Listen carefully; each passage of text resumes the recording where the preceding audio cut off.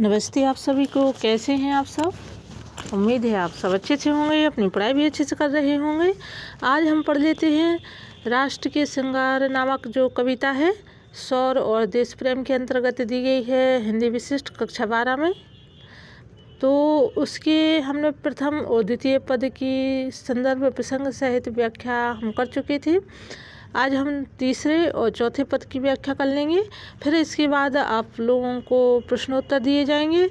जो बालकृष्ण शर्मा नवीन की कविता है और श्री कृष्ण सरल की कविता, इन दोनों को आप लोगों के प्रश्नोत्तर दिए जाएंगे।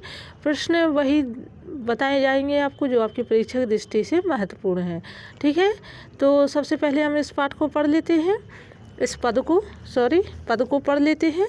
तुम युवक हो, काल को भी काल से देखते रहे हो। देश का सौभाग्य अपने खून से लिखते रहे हो।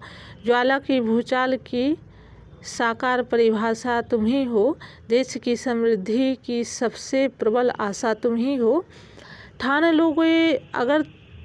ठान लोगे तुम अगर युग को नई तस्वीर दोगे। गर्जना से शत्रुओं के तुम कलेजे चीर दोगे। दाव पर गौरव लगे तो शीश दे देना विहंस कर। देश के सम्मान पर काली घटा छाने न देना। देश की स्वाधीनता पर आँच तुम आने न देना। ये अपना पद हुआ। और इसके बाद अब हम देख लेते हैं थोड़े से, जैसे काल के भी काल, तो क्या होता है इसका मतलब? काल के भी काल का मतलब होता है दुश्मनों के भी दुश्मन, यानी कि विकराल, भयानक। इसके बाद ज्वाला तो उसे अग्नि कहते हैं। भूचाल यानी भूचाल आना, भूकंप आना। साकार यानी कि उसको साक्षात करना, सार्थक करना।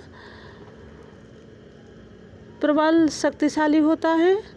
और इसके बाद है कलेजे चीर देना, यानी कि कलेजा चीर देना मतलब होता है भय, डर से उन्हें,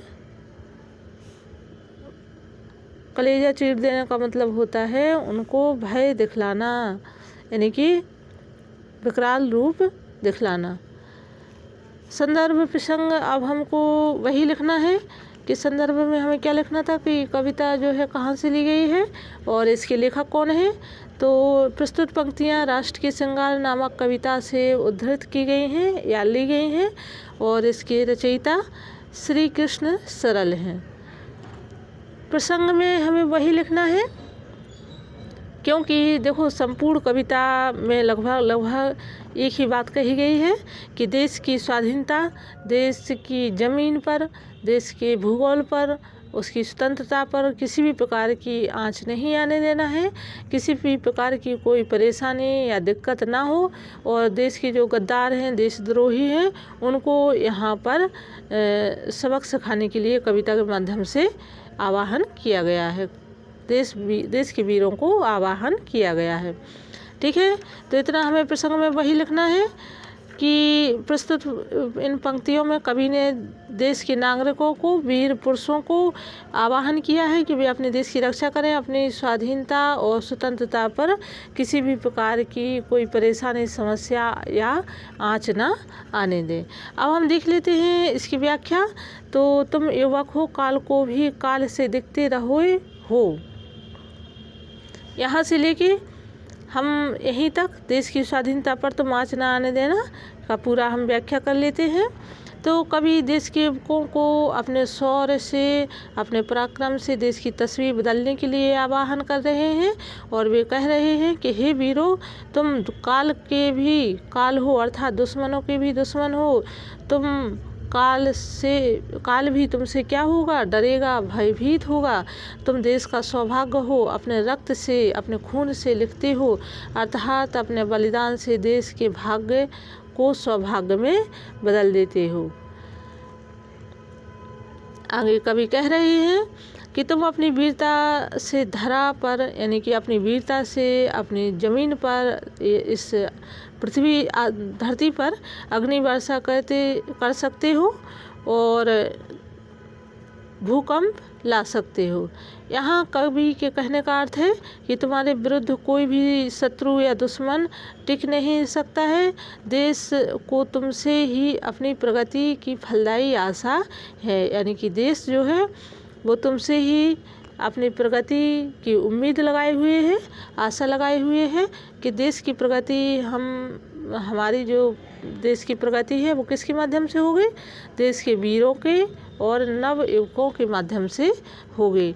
यदि तुम अपने मन में दृढ़ निश्चय कर लो तो इस युग को भी नए युग के शुभारंभ में बदल सकते हो। तुम्हारी ललकार शत्रुओं के हृदय को भेद देती है।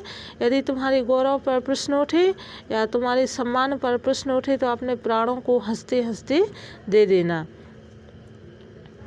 ऐसा कवि कह रहे हैं। इसके आगे फिर तुम्हें ध्यान रखना है कि देश के सम्मान पर काली घटा न छाने पाए, अर्थात देश के सम्मान पर दुश्मनों की वक्र दृष्टि या टेढ़ी नज़र न होने पाए, अर्थात देश की स्वतंत्रता पर काले बादल न छा पाए। तुम देश की स्वतंत्रता को कोई हानि नहीं होने देना या देश की स्वतंत्रता पर, स्वाधीनता पर आँच नहीं आने देना है। तो इतना अपना जो व्याख्या हुई। देखो एक चीज़ और आप लोगों से कहना चाहती हूँ, 12वीं के बच्चों से एक कविता तो दी है आपके लिए, आप लोग इसको पढ़ लीजिए, रिवीजन करिए। लेकिन जो भी देखो, जब कक्षा 12वीं के पेपर होंगे तो उस समय आप लोगों के लिए कुछ पुराने पेपरों के प्रश्न उत्तर दिए जाएंगे और कौन कौन सी महत्वपूर्ण कविताएं हैं, वह भी कौन कौन से पद हैं जो आपकी परीक्षा में आने की जिनकी संभावना है उनको दिया जाएगा। और जैसे अभी एक कविता अपन पढ़ रहे हैं राष्ट्र का श्रृंगार नाम से, तो जैसे इस सरल कविताएं होती हैं तो पेपर में आती तो हैं लेकिन इनकी संभावना थोड़ी सी कम रहती है। तो आप लोग इनको पढ़ लीजिए 1-2 बार, और बाकी जो मोस्ट इम्पोर्टेंट होंगी आपको डेली ही वीडियो दिया जाएगा कक्षा 12 की परीक्षा की दृष्टि से, तो आप लोग देखिए और जो महत्वपूर्ण होंगे वो आपको बताए जाएंगे। अभी आप लोग लगभग पूरी जो किताब है उसका रिवीजन कर लीजिए सबसे पहले, फिर उसके बाद आपको मोस्ट इम्पोर्टेंट जो टॉपिक है वो बताए जाएंगे। अब इसका हम काव्य सुंदर देखेंगे तो क्या होगा, वीर रस का सुंदर प्रयोग किया गया है। देखो पूरी कविता में, पूरी संपूर्ण कविता है, जितने भी इसमें 4 पद दिए हैं सभी पदों में क्या है, वीर रस का प्रयोग है, ओज गुण का प्रयोग किया गया है, राष्ट्रवादी कविता है। ये तो आप लोग भी पढ़ के जान सकते हैं कि देखो राष्ट्र के सम्मान के लिए कविता में आह्वान किया गया है वीरों को, देश के नागरिकों को। और वीर रस की कविता है, ओज गुण है, कहावतों का सही ढंग से प्रयोग किया गया है। इतना आप लोगों को करना है।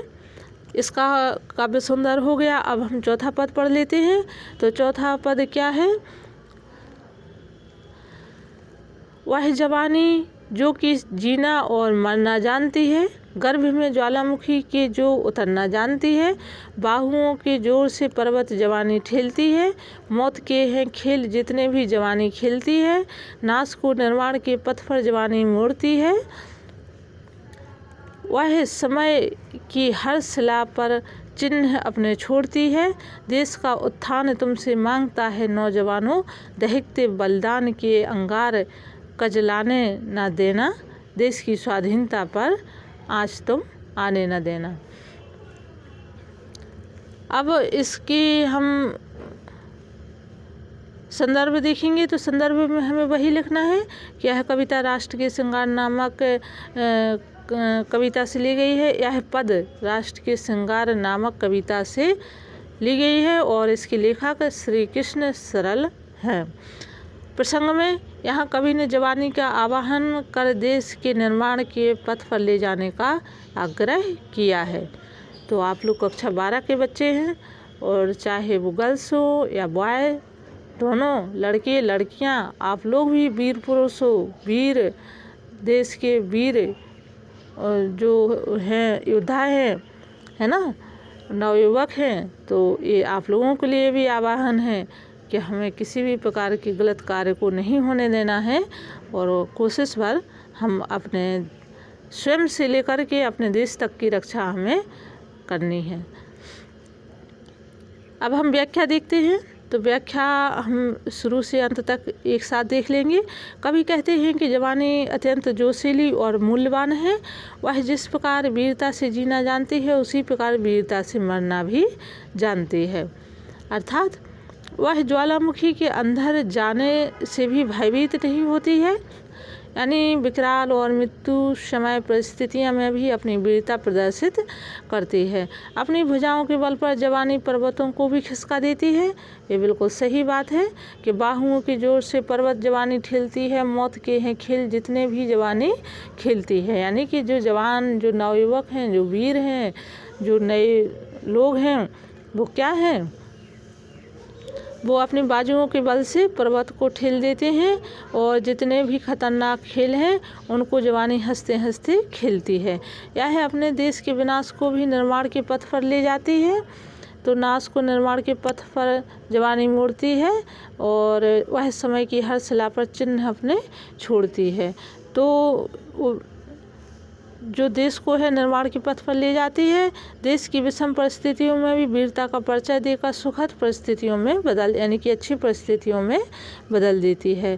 वह अपनी वीरतापूर्ण कार्यों के द्वारा चट्टानों पर अपने सुकार्यों के चिन्ह छोड़ जाती है। अर्थात यहाँ कवि के कहने का अर्थ है कि जो हमारे वीर हैं, योद्धा हैं, नवयुवक हैं, तो उनके अच्छे कार्यों से आने वाली पीढ़ियाँ भी उनके अनुसार, उनके मार्गदर्शन, उनके पद चिन्हों पर चलेंगी, यानी कि वो क्या होंगे, आने वाली पीढ़ियों के आइडल होंगे, मार्गदर्शक होंगे। तो यहाँ कवि ने यही बताया है कि चट्टानों पर अपने सुकार्यों यानी कि अच्छे कार्यों के चिन्ह छोड़ती है। अर्थात जवानी के वीरतापूर्ण कार्यों से इतिहास के स्वर्ण अक्षरों में लिखे जाते हैं।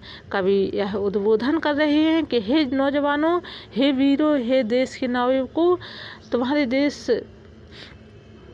तुम्हारा देश तुमसे अपने उत्थान की आशा लगाए हुए है। अर्थात तुम्हारा देश, जो हमारा देश है, वो हमसे नवयुवकों से उत्थान मतलब उन्नति, प्रगति की आशा लगाई हुई है।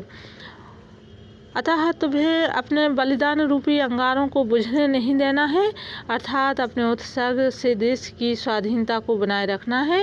हे वीरों, हे नौजवानों, अपने देश की स्वाधीनता पर आँच मत आने देना, आँच नहीं आने देना है। ठीक है, तो इतना अपनी इसकी व्याख्या हुई। अब यहाँ काव्य सुंदर में हमें लिखना है, ओजस्वी उद्बोधन है, भाषा सरल और बोधगम्य है।